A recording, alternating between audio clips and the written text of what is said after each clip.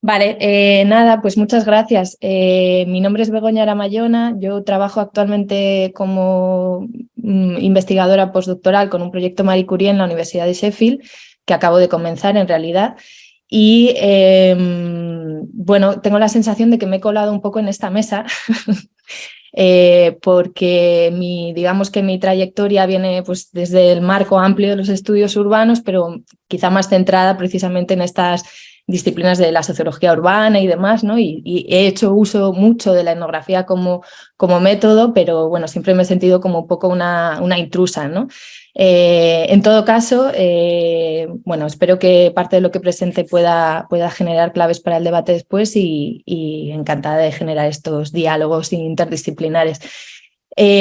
Bueno, lo que voy a presentar hoy es como parte de los avances del proyecto que voy a llevar a cabo durante estos 2 próximos años y que se centra en entender la noche, particularmente lo que he venido en llamar la noche informal desde una perspectiva del sur de Europa. Tomo como casos de estudio Lisboa en Portugal, Roma en Italia y Madrid en el Estado español, aunque Barcelona me parece un caso de estudio súper interesante también. Y bueno, de alguna manera lo que voy a presentar ahora es un poco los avances que he venido realizando en los últimos meses, en los últimos 3 meses, respecto de un poco el estado de la cuestión de lo que tiene que ver con las políticas públicas y el discurso público que se ha venido transmitiendo tanto desde medios de comunicación como desde discursos que vienen pues, del gobierno, gobiernos locales, gobiernos nacionales, etcétera, respecto de esta cuestión de la noche informal y particularmente de los y las trabajadoras en situación de informalidad, y ahora veremos que esto es complejo, y que desarrollan parte de estas labores de trabajo durante la noche, ¿no? Aunque no solo. Entonces, un poco para poner en contexto que por qué esta cuestión de la noche parece relevante, ¿no? En los últimos tiempos, digamos, hay un campo de estudio que se llama estudios nocturnos, que en las últimas 3 décadas ha venido como siendo cada vez más fuerte, ¿no? Empezó como una cosa minoritaria dentro de los estudios urbanos y poco a poco ha ido cogiendo fuerza. Y de alguna manera lo que venía a plantear estos estudios nocturnos es que la noche ha sido un espacio-tiempo infraestudiado dentro del ámbito de lo urbano y a pesar de que es un espacio-tiempo fundamental para entender procesos de gobernanza, de reestigmatización de ciertos procesos que vienen históricos de largo alcance, de formas de resistencia también frente al neoliberalismo urbano, etcétera, ¿no? Desde los años 90 más o menos empieza a haber un proceso, bueno, comienza a aparecer lo que llaman las ENTE en inglés, ¿no? Las economías nocturnas, es decir, una forma de entender la noche como un lugar y un espacio desde el que generar beneficios económicos, ¿no? Y entonces empieza a haber como todo un proceso de lo que algunos autores llaman nocturnalización, ¿no? Que es como una especie de expansión de la noche, pero de una noche extra iluminada, extra hiperregularizada, normativizada, etcétera, ¿no? Esto viene acompañado muchas veces, como señalan muchos autores y autoras, por procesos que tienen que ver con violencias, ¿no? Dentro del ámbito urbano. Se habla de gentrificación nocturna, de cómo estos procesos de avance de estas economías nocturnas suelen favorecer procesos de desplazamiento, ¿no? Cómo surgen además en lugares en los que previamente ha habido todo un discurso del abandono, de la degradación de los espacios y cómo de repente estas noches, ¿no? Estas economías nocturnas aparecen como el gran tesoro desde el que rescatar ciertos lugares, ¿no? A pesar de que hay una serie de procesos de exclusión social y de violencia frente a actores de la noche, los menos privilegiados, claro, que son los que al final sufren parte de estos procesos de cambio urbano. Precisamente en esta idea de quién se queda fuera, ¿no? De estas otras noches aparece esta idea de no solo cómo aparece este avance de la economía nocturna, sino cómo esto navega en paralelo a esa criminalización de las otras noches, ¿no? Y esto es algo que hemos visto desde hace mucho tiempo, pero especialmente con la pandemia ha sido especialmente relevante, ¿no? Como la noche ha sido un espacio-tiempo fundamental para procesos de gobernanza y del manejo de la propia pandemia, como esto ha ido en paralelo a un discurso demonizador de esas otras noches que están un poco en los márgenes de esa economía formal, como por ejemplo el botellón, esa es una imagen de la Plaza del 2 de Mayo en Madrid. En Barcelona ha habido evidentemente experiencias que muchos y muchas de vosotras conoceréis también, ¿no? De cómo el botellón, por ejemplo, entre otras prácticas, ¿no? Se ha considerado una práctica que atentaba contra el orden público, especialmente en pandemia, pero no solo durante pandemia, y cómo se han ido colocando toda una serie de conceptos morales, ¿no? Respecto de estas prácticas en la noche, ¿no? Entonces, de alguna manera, bueno, como os comentaré luego, lo que defendía en un trabajo es que esta criminalización de las otras noches opera con significados que van mucho más allá de la noche, ¿no? Que tienen que ver con una conceptualización del oscuro en la que se incluye pues, otro tipo de dimensiones como la juventud, la diversión, ¿no? Las personas migrantes. Empieza a aparecer ahí como toda una serie de actores y de prácticas en los que, bueno, que son diana de procesos de revanchismo urbano y de contención punitiva, ¿no? Aparecen también, y esto es algo que me interesa porque como el trabajo que voy a desarrollar se centra sobre todo en prácticas de trabajo, ¿no? ¿Qué pasa con esas personas que están en los márgenes de la sociedad y desarrollan prácticas de trabajo en la noche? Como puede ser el caso de manteros, lateros, trabajadoras sexuales, pero también trabajadoras domésticas, que es también un perfil que me interesa. Aparecen también una serie de formas de organización nuevas en la última década que precisamente intentan protegerse de los abusos, ¿no? que se dan, de la persecución policial, etcétera. Al mismo tiempo que hacen una especie de negación de la mayor, ¿no? de decir, digamos, de oposición frente a las lógicas neoliberales que se dan en las ciudades, ¿no? Entonces, en un trabajo que se va a publicar dentro de poco, lo que defendemos o argumentamos una compañera y yo, Valeria Guarneros Meza, es que estas formas de gobernanza sobre la ciudad nocturna, o lo que se ha venido a llamar la ciudad nocturna, en el fondo son operativas para procesos de gobernanza de mucho mayor alcance. Es decir, lo que se está haciendo sobre la noche no solo afecta a la noche, sino que hay una relación dialéctica con lo que pasa durante el día, y en ese sentido, todo lo que, digamos que el papel que está teniendo la noche en tanto lugar sobre el que generar prácticas están siendo operativas también para procesos de moralización que tienen que ver con la ciudad diurna. Esto es un poco complejo, pero si queréis luego lo podemos luego podemos debatirlo más, ¿no? Entonces hoy simplemente quería contaros que un par de intereses que hay dentro de este proyecto tienen que ver precisamente con esta idea de entender las formas de estas prácticas que desarrollan trabajadores y trabajadoras informales durante la noche, más en la vida cotidiana, ¿no? Y esta es una cosa que realizaré en los próximos meses en estos casos de estudio, pero lo que vengo a presentar hoy, y me va a dar tiempo muy poquito, pero es como esta idea de cómo las narrativas públicas que se manifiestan tanto en un discurso público como en prácticas concretas de política pública, lo que han venido a hacer en las últimas 3 décadas es criminalizar, clandestinizar, es decir, poner en la sombra a estos trabajadores y trabajadoras informales, ¿no? Y voy a ser muy, muy, muy breve, pero me gustaría daros algunas ideas. Como todos y todas sabremos, la situación desde los 90 en el Estado español es que es un lugar de recepción de migrantes transnacionales, especialmente de aquellos venidos de países del sur global poco privilegiados, vamos a llamarlo así por resumir, ¿no?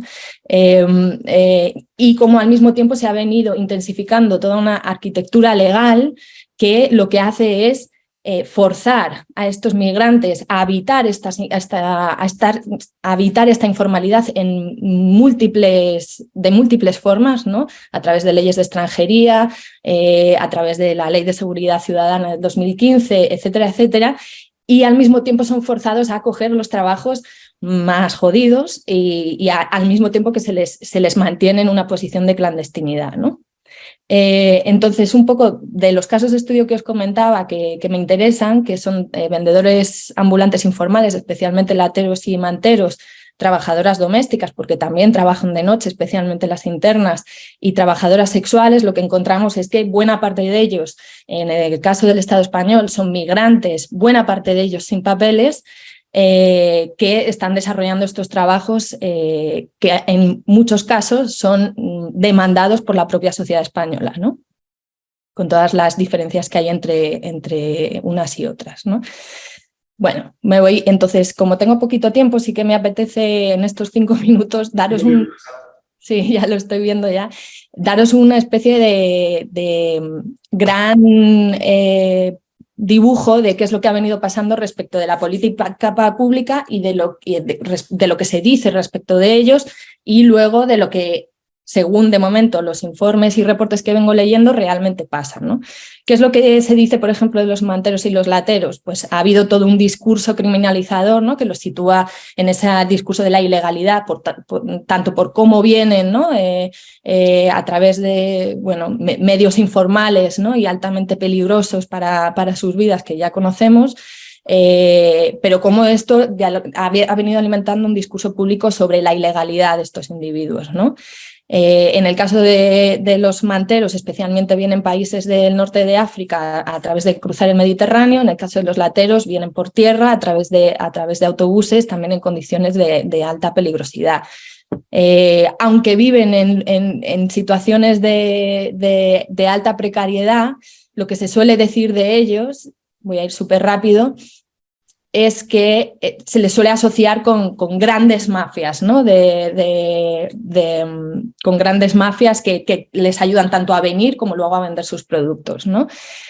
Vemos que hay una alta persecución y vigilancia por parte de las fuerzas de seguridad del Estado hacia ellos, ¿no? Hasta el punto de que en algunos casos, como en el caso de Madrid, que fue muy famoso, un mantero acabó falleciendo. Y lo que vienen a decir ellos es, bueno, en realidad nosotros compramos las cosas en los mismos sitios que la economía formal, excepto que no lo hacemos en condiciones, digamos, dentro de los circuitos de la economía formal, ¿no? Y por eso el famoso lema del sindicato de manteros de vendemos productos legales, pero somos por personas ilegales, ¿no? Y quería enseñaros esta campaña que se hizo en el Ayuntamiento de Madrid en época de Carmena y que venía de alguna manera, fue súper polémica y de hecho desató la furia, con razón, del sindicato de manteros, que comenzó a hacer un boicot al Ayuntamiento de Madrid, a Rita Maestre, etcétera, porque precisamente denunciaban toda la campaña racista que había ocurrido respecto, bueno, veis ahí cómo aparece, ¿no? Una imagen de una especie de monstruo, ¿no? Que viene de las profundidades del mar y que se come las zapatillas o los bolsos, que es habitualmente lo que ellos venden, ¿no? Entonces fueron acusados precisamente de fomentar una actitud racista y un discurso público racista frente a su trabajo, ¿no? ¿Qué es lo que hemos visto desde la pandemia? Que buena parte de precisamente por las restricciones de movilidad, etcétera, más todo este impulso criminalizador por parte de la política pública, leyes de seguridad ciudadana, etcétera, lo que está pasando es que muchos manteros y lateros se van a zonas rurales a trabajar en la recogida de la fruta, etcétera, ¿no? Es decir, no me va a dar tiempo a contar el caso de las trabajadoras sexuales y domésticas, pero vemos un proceso parecido y es cómo el discurso público y las políticas públicas lo que están haciendo es llevar a estos trabajadores y trabajadoras a lugares cada vez más clandestinizados, ¿no? A lugares cada vez más invisibilizados, a pesar de, con la excusa o con el argumento de la falta de legalidad o de la inmoralidad de estas prácticas informales, cuando luego se permite, se tolera, incluso se favorece estas mismas prácticas informales y los abusos que sufren estas personas en lugares más invisibilizados. Como no me va a dar tiempo a contar los demás, solo deciros que en el caso de las trabajadoras sexuales, esto ha implicado también un traspaso del trabajo sexual de calle desde los espacios públicos a espacios privados, como clubs, apartamentos, etcétera, y por tanto un aumento de las posibilidades de abuso, de la pérdida de autonomía, de la pérdida de capacidad de negociación de estas trabajadoras hacia esos lugares, ¿no? Cuando se ha producido ese desplazamiento en las últimas 3 décadas, que por cierto Barcelona es pionera con las leyes de civismo, ¿no? Que luego se han sido repetidas en otras ciudades. Y en el caso de las trabajadoras domésticas es parecido, ¿no? La falta de una actualización en la protección de sus derechos como trabajadoras, precisamente bueno, luego lo contaremos, ¿no? Luego lo podemos, si a alguien le interesa, lo puedo decir más concretamente qué ha venido pasando, pero lo que ha hecho es un desplazamiento precisamente de estas trabajadoras a condiciones de mayor clandestinidad. Esto es especialmente notable en el caso de las internas, ¿no? Y lo que vemos es cómo, por resumir y ya voy a terminar, ¿vale? Pero lo que vemos es un proceso de lo que he venido a llamar darkening, ¿no? Que es cómo ha habido a través de una retórica y unas políticas públicas un proceso de clandestinización e invisibilización de estos trabajadores hacia lugares cada vez más invisibles, a pesar de que, por ejemplo, y que de alguna manera muestra las propias geografías morales de las ciudades del Estado español, ¿no? Y esa doble moral que se aplica, porque mientras que ha habido como una especie de altavoz inmenso respecto de enfocar a manteros, lateros y trabajadoras sexuales como un problema para el orden público y un problema casi para la moral del orden social de estas ciudades, no se ha dicho absolutamente nada, o ha habido una cobertura mediática y una atención institucional al caso de las trabajadoras domésticas muy pequeña, ¿no? Salvo por pequeñas protestas que han sido representadas en medios o recientemente por la aprobación del convenio 189, que ha sido muy reciente, ¿no? Pero vemos cómo la tendencia en las últimas décadas ha sido a hipervisibilizar una supuesta inmoralidad de ciertos trabajos que no son operativos para el orden social, en principio, como trabajo sexual o vendedores de calle, mientras que el trabajo de las trabajadoras domésticas en los hogares de clases medias o medias altas ha sido una cuestión prácticamente desatendida, ¿no? Como dice una activista trabajadora sexual que dice parte de esta desatención que viene de la institución, pero también del movimiento feminista institucionalizado o dominante, de esa desatención con nuestras necesidades como trabajadoras, tiene que ver con que nosotras no ayudamos a romper los techos de cristal, ¿no? de estas personas.